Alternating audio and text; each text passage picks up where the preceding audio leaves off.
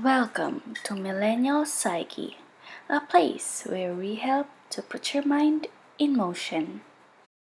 To accept the things I cannot change, the courage to change the things I can, and the wisdom to know the difference.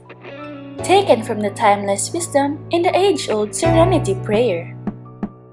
Even the angels of the heavens, and those with the purest of intentions, know better than to attempt to control fate.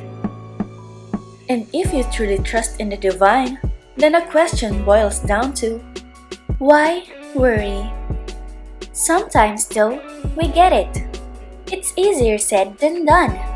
As mere mortals with brains evolving by the second, thoughts can and will consume us, if we don't learn to keep them at bay.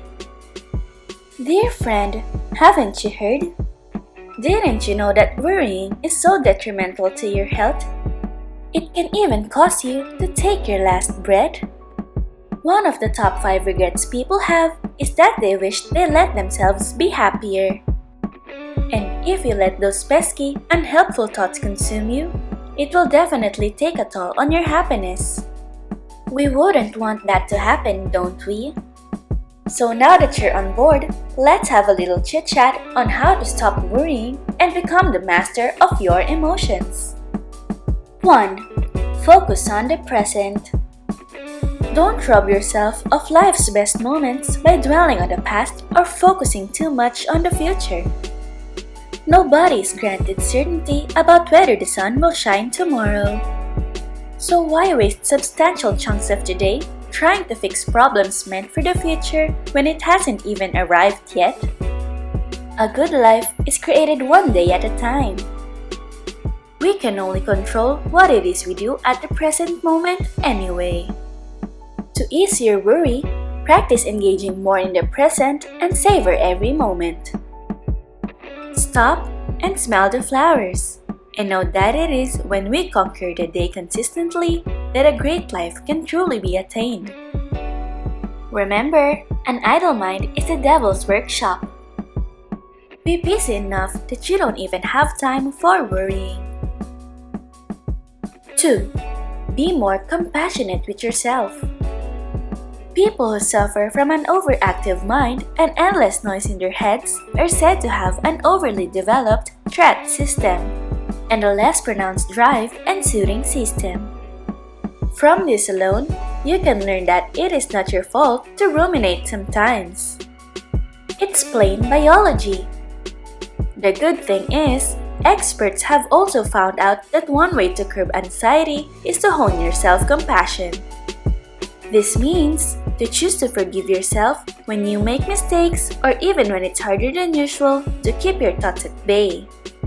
Another way to cultivate compassion is to stop comparing yourself to others and remember that you are enough.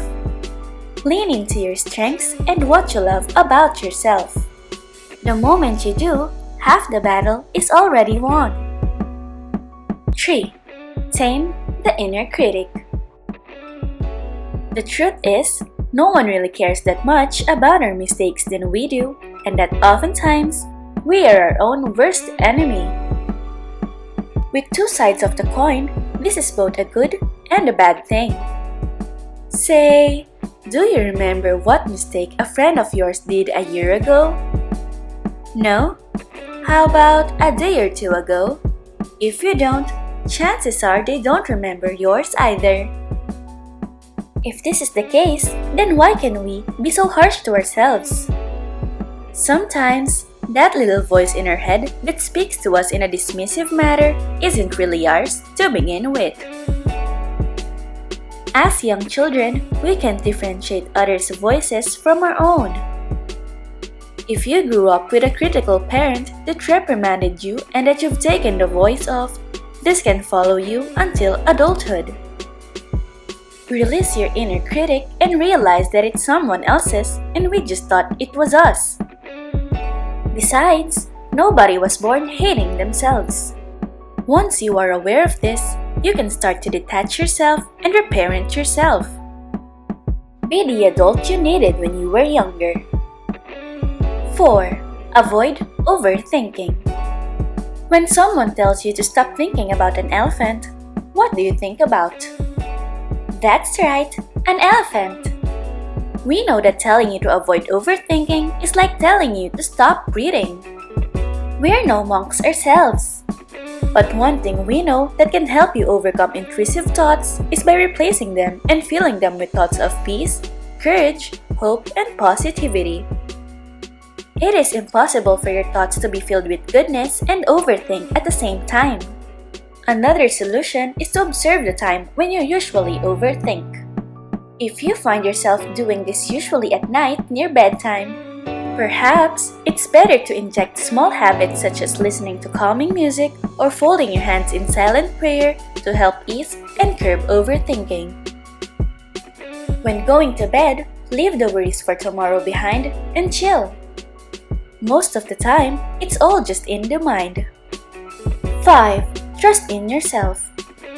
Worrying happens when we feel we don't have control over something.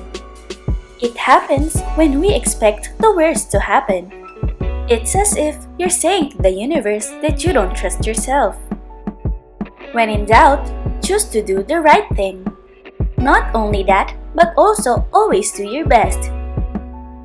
Keep small commitments and follow through on what you say you'll do. Trust is earned after all.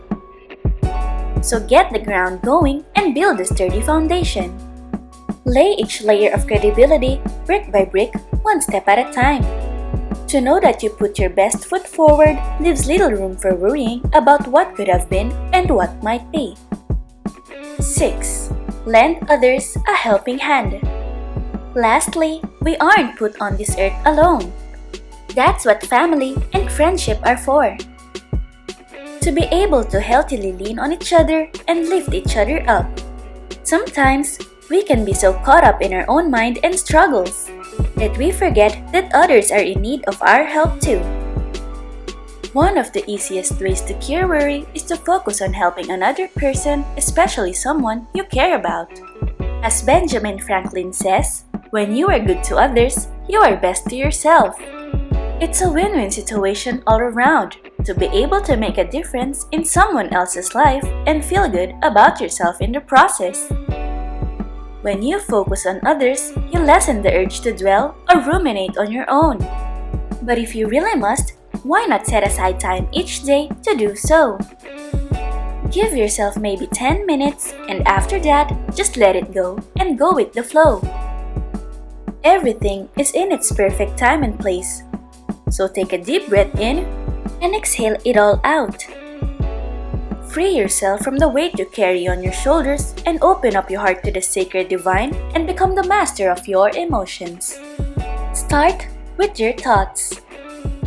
Because it is when you master your thoughts that you can master your feelings and then you can master your actions.